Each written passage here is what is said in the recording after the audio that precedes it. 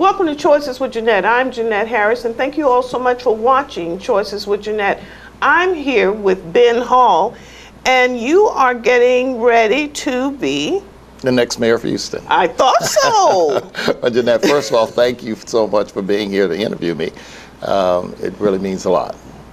Well, I'm glad to be here. I wanted to ask you some questions, and your staff was so amenable in allowing me to come, and I want to thank them for that. Thank you. But I want to know, and I'm asking you the questions that people are asking me. Mm-hmm. They want to know, why now? In fact, the question is answered by just considering the conduct of the present mayor. And I generally ask this question. She's been in elective office for 16 years. Answer this one question. What has she done? What policy has she advanced that has improved your financial condition in the city of Houston?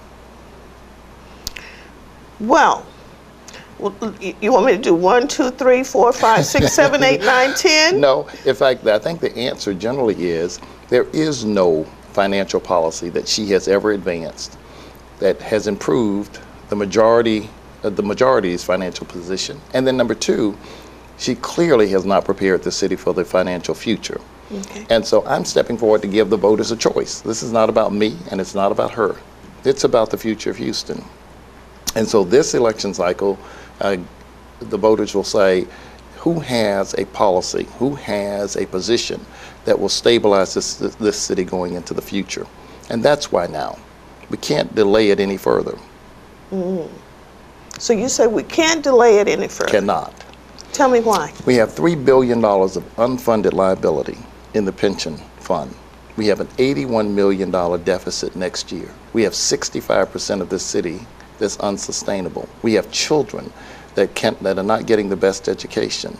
We don't have a vocational option for our kids. We don't have a preschool or after-school program. Mm-hmm. And the mayor is sitting there doing nothing about these very disturbing issues. We can't wait any longer.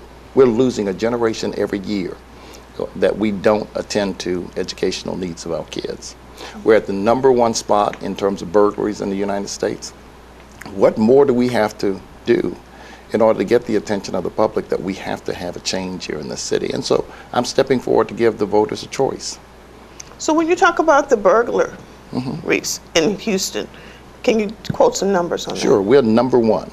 We are above Chicago. We are above D.C. We can't be above Chicago. Absolutely. I'm from Chicago. Well, I used to go there every summer, so I know. This is telling. They had locks on their security locks on their cars back in the 70s when we didn't know what alarms were on the car. You had the crossbars that were on the steering wheel. Crossbars and the little key. You could turn a key in the front of the car. We have eclipsed Chicago. Come on. We have more burglaries in Houston than Chicago. In fact, and it's a frightening stat because we have not done anything to attend to it to reduce it. In the last 12 months, violent crimes have increased in Houston, not decreased. The mayor, however, wants to say, hey, we have the lowest crime rate in 20 years. The point is, one death is too many. One rape is too many. And so we should not be comparing to history. We should be comparing to the future and how are we going to reduce it going forward. These are just staggering numbers that no one talks about. And in this election cycle, I intend to bring them to the forefront. Wow. So if you had a chance to reduce those numbers, what would you do? In fact, I've already announced it. We have a 5-point plan on how to address criminal conduct in the city of Houston. First of all, I started a different beginning on this problem. Many people assume that we have to have criminal conduct. I don't. I want to make it clear to the criminal that we're going to make it uncomfortable for you to perpetrate your criminal deeds in this city. I don't presume that a criminal has a right to act criminally in Houston. So we're going to make it very uncomfortable, and we're going to exploit a fundamental weakness criminals have. Criminals don't like to get caught. That's why they wait in the dark alleys. That's why they can't be seen. That's why they wait until you leave your house. Well, we're going to deploy some technology, face recognition, camera technology, where we can see and identify individuals who come into neighborhoods who are going out. We can photograph their vehicles. We can identify their license plates. We're going to take away as much anonymity as we can to reduce criminal conduct in the city. Number two, we have got to stabilize our pension issues for the police officers and firefighters. And we can do that. But we're not going to do it by a mayor who has not even come forward with a proposal to address it. We also have to have job creation. We've got to give people who have just been released and who want to be repatriated back into society a meaningful opportunity for employment. And then we have to have educational options for individuals so that they can get jobs when they get out of school. All of these things are aggressive steps that I am going to put forward as the next mayor of the city of Houston to reduce crime. I want to make sure that the law-abiding citizens of this city understand that this city belongs to them and not to the lawless. So if you had to put them in order, which would you say was first? Crime or jobs? I think I'd have to say the safety of the public would be first. Reducing violent crime in the city of Houston would be the first priority, and then job creation would be a very close second. So if you win, I like to say win. When you win, Okay. is that the minister in you? It is. Okay. When you win, and so you could have a possible 6 years, because if you do a good job the first time, you could have some, we could re-elect you. So if we would re-elect you, where do you see Houston being? The global world center that it should be. Okay. Right now, we're playing with Houston as though it's just the fourth largest city in the United States. This really is the greatest city in the universe, and we need to treat it as such. I've been around this world. I've visited notorious cities as well as great cities. And I'm telling you that this city has more potential than we could ever even imagine. And so I would hope that in 6 years, people would say, Ben Hall actually made the world recognize just how great this city is. It's great not only in terms of the business aspect, but in terms of the people. We right now have such diversity where we instantly touch the entire world, but we're not exploiting it. We're not using it. We're not bringing those industries into this city or those cultures into this city. I intend to do so as the next mayor for the next 6 years. I'd like for it to be said when I step out that Houston is on everybody's bucket list. Wow. People think about going to Paris, they think about going to London. I've been to those cities. I'll be honest with you, I love Houston, and Houston should be on everyone's bucket list. Wow. I do a lot of interviews with a lot of different people, and I'm constantly talking Houston first, and they can really tell you how great Houston is. But when I talk to them, we're always talking about this is the energy capital. We're the oil industry capital. I mean, explain to me what you say we will be. We're not exploiting, we're not expanding, we're not proliferating. Explain that to me. Well, let me say, I want to compliment the status of our position in the energy industry in the world. I think that it is to be complimented. But we have to diversify our economic portfolio in this city. We cannot have a stranglehold just on energy markets. As complimented as we are to have that, Detroit concentrated too much of its revenue base in automotive manufacturing. And once there was a challenge to automotive manufacturing, it took away the city itself. While I don't foresee that in the energy industry for the next 10 years, we have to prepare for a reality where energy might not be as profitable as it is today. And that's one of the reasons I'm saying we have to step forward and diversify our economic portfolio. For instance, we need to bring in green energy into this city aggressively. We should open up to international marketplaces. I can envision the actual world coming to Houston and having a United Nations for economies here, just like we have a United Nations up in New York City. That's the vision I have for the city of Houston. Some people say, Ben, you dream large. And I go, absolutely. It took a dreamer to think about the Hoover Dam, to carve out of a river an entire city by simply damming up a river. The present mayor has no imagination to create a Hoover Dam. Ben Hall does. It took imagination to create Mount Rushmore out of rocks. Today, we don't even have that kind of vision going on or taking place. Ben Hall has that. whether it's something God gave me at birth, I feel that there is such a greatness about Houston that we have not even touched. And I look forward to doing that. I look forward to putting this city on that road. And you know what? Every seminar that we go to, they're always telling us you have to think global. You have to think global. And that's global thinking. It is. It is. Yesterday, I had an opportunity to speak at one of our African churches. And I reached out and I said, look, get ready.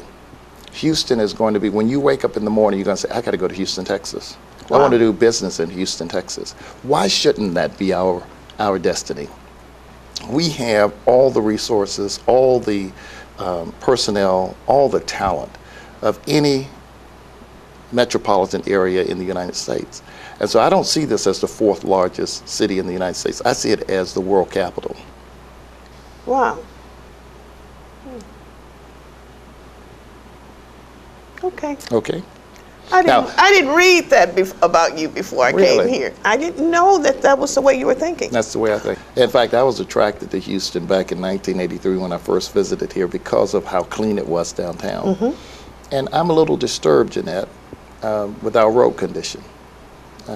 Right now, it's almost like a hazard trap in Houston because of the poor maintenance of our roads. We're going to attend to that. Not only are we going to have it cleaned, but we're also going to improve our road surfaces. We can do that. The present mayor misrepresented a number of things to the voters on the drainage fee. First, she said that it would be no more than about $5 on average for residential property, but there's nothing objective to support that. There was no study done for her to support that. Then number two, she said, once the money came in, you put it in a lockbox just for road projects. She didn't. She turned around, the money came in, and she started paying salaries at City Hall. That's wrong. And then only when we called her out on it during this election cycle, all of a sudden now the money is going to be used for road projects. Well, it's too little, too late. She's already showed her hand that she'll misrepresent to the public. She'll not use the money the way that it's intended. And we need a new beginning. Now, if you were to ask Ben Hall, what do I want to see for Houston? I want to see more prosperity for more people. 65% of this city is unsustainable. And it's largely in 65%. 65%. That's not my number. It's costing the city more to provide services to 65% of the city than it's actually getting back in revenue from those areas. And they're largely in minority areas.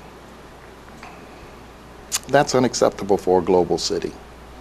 So this Because you can't operate like that. Well, you shouldn't operate like that. The destiny of the collective human experiment, which we call cities, is where everyone has come together to benefit each other. I like to give it as an analogy. At one time, human beings stayed in their little individual farms or in their individual caves or their individual little locations. But along the journey of human history, they decided to come together. And when they chose to come together in collectives, the intent was that everybody would prosper more. But what we found is, unless you attend to that interest of the collective good, some start profiting and the others don't. True. And so as the next mayor of the city of Houston, I want to make sure that everyone has a fair opportunity to participate, that there will not be hopelessness in 65% of the city, or a class system set up where people think that people have to be treated and disregarded or marginalized. I would love to be able to stand up and say Houston is a city where everybody has a fair opportunity to prosper, and that be a meaningful statement. You know what? That would be great if that was a meaningful statement. It will be. It will be, at least during the 6 years I'm there. You may not remember this, Jeanette, but when I was a city attorney 20 years ago, I was criticized because I was aggressive in making sure that everybody participated in city contracts. I think it's unfair if you collect money from everybody that only a few get the benefit from it. And so I can tell you, as the mayor of the city, I'm going to aggressively make sure that everyone has a fair opportunity to participate in both the largesse and prosperity of this city. Wow. Now, my last question to you. for the parents, and it's a long question, if for the parents out there who are saying, I don't know who I want to vote for, and there are a lot of candidates and there are a lot of choices, why should they vote for you? Sure. And the fact that you predicated on parents means something, because I'm the only candidate that's advancing policies for the future of this city. The president incumbent wants to talk about where we are today, but what we must talk about is where we're going to be tomorrow. Remember the Titanic. Everybody, when they got on the Titanic, were full of confidence. They had been told they had an unsinkable ship. They had been told they had the best captain. They had been told that they're going to make it safely to their destination. And as a result, no one was paying attention to the forward journey. But there was an iceberg there that had a different intention. Right now, if you are a parent, you should be looking for the candidate who is advancing policies that's going to protect us for the economic icebergs that lay ahead, not someone who's just complimenting an unsinkable ship right now. The president incumbent has advanced nothing. She's been there 16 years, and she has not put one policy forward to say this is going to stabilize the city going into the future. The others that are in the race have their different little interests, but Ben Hall is the first one that comes forward that says, look, this is how we're going to grow this economy. This is how we're going to create jobs. This is how we're going to increase education. This is how we're going to attend to roads. And this is how we're going to do it without raising taxes. And all of those propositions I've already advanced on our website, willing to even discuss them right now with you, Jeanette. It's an easy fix without raising taxes, but it takes some disciplined thinking in order to get there.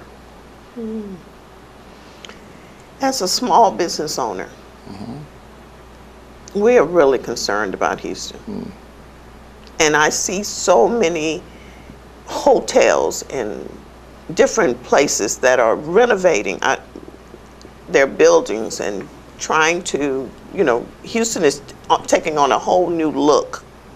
You can drive around Houston and not even see and not know where you are. I remember this was here. No, it's not here anymore. They just, the Macy building is gone now. So there are a lot of things that are just not the same. But for the small business owner, why should we consider Ben Hall? Yeah, in fact, that's a fair question because that's where I think competition has to be generated in the city.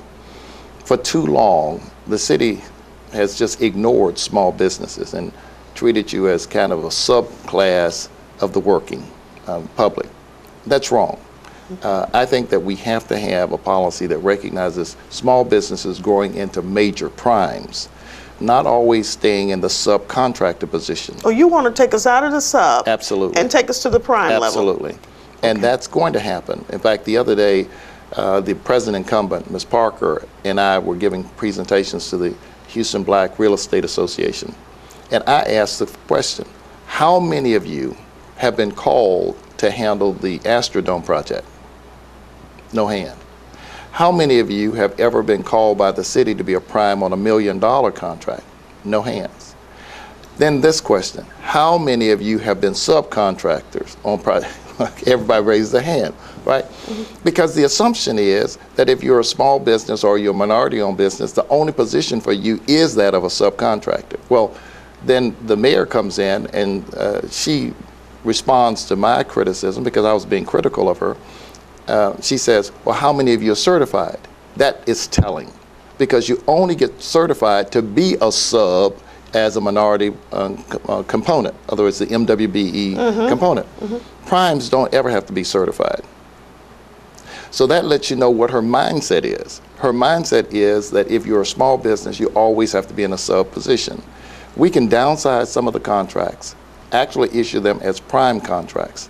That's the way forward, because I can get... Now, wait a minute. Go back just a little bit. You say downsizing.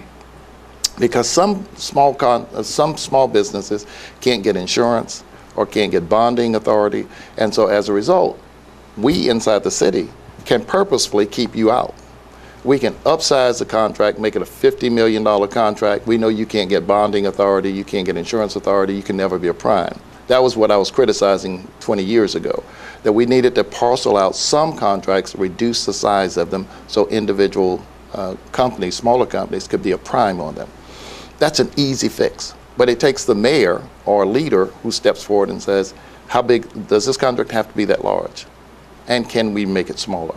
The other is we can do wraparound bonding or wraparound insurance, which would take away the burden of insurance and bonding from any of the businesses. The city just simply buys an umbrella of bonding capacity, and then it covers all of our projects.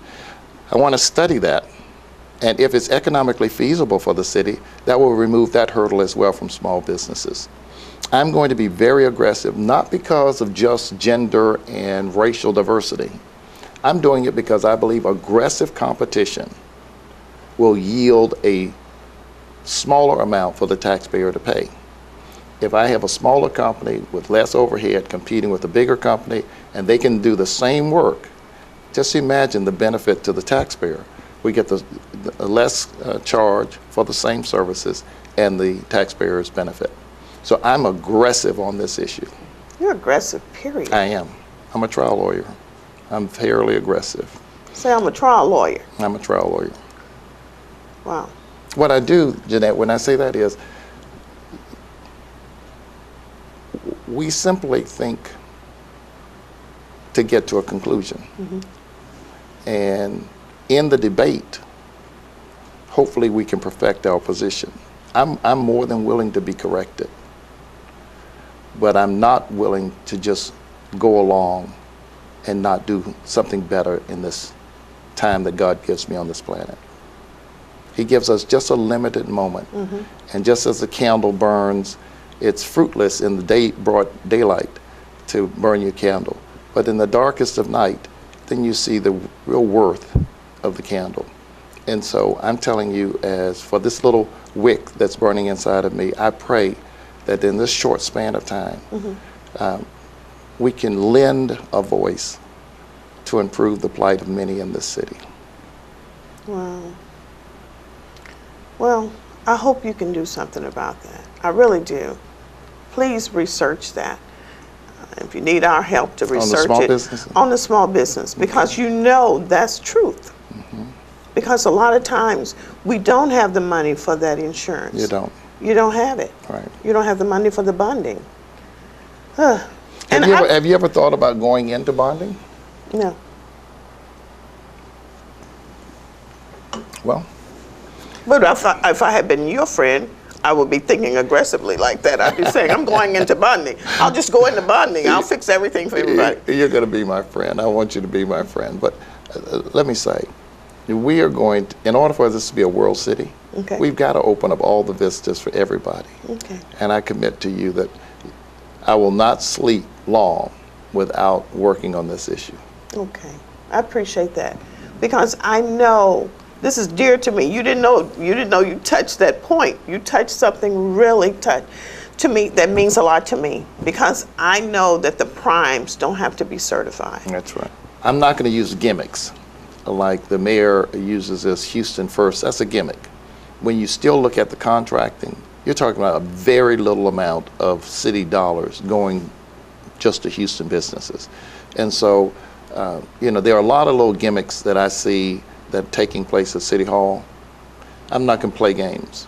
I'm going to tell you when we have difficulties, and I'm going to tell you how I think we can get out of them. I'm going to compliment where people are doing wonderful things, and I'm going to constructively criticize and try and work on solutions where we're not doing well. But I'm not content with just holding office and not doing something worthwhile for the communities. Okay. Yeah. I enjoyed the interview. No, I did too. I really did. I've given a lot, but I sensed the sincerity in your questions, that we were touching a real component of life as opposed to just playing with questions. Yeah. So my prayers are with you. Pray for us. My prayers are with you. Pray for us, okay? Yeah. All right. God bless you. Thank you. Thank you.